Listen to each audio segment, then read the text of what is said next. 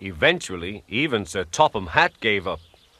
"We shall take away your rails," he said, "and leave you here until you're ready to come out of the tunnel." They took up the old rails and built a wall in front of Henry, so that other engines wouldn't bump into him.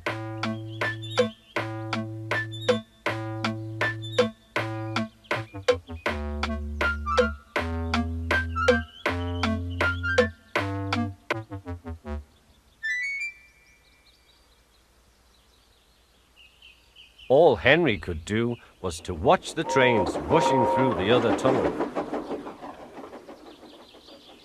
He was very sad because he thought no one would ever see his lovely green paint with red stripes again. As time went on, Edward and Gordon would often pass by. Edward would say, "Peep, peep, hello." And Gordon would say, "Poop, poop, poop, serves you right."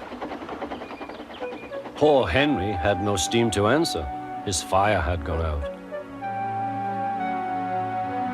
Sudden dirt from the tunnel had spoilt his lovely green paint and red stripes anyway.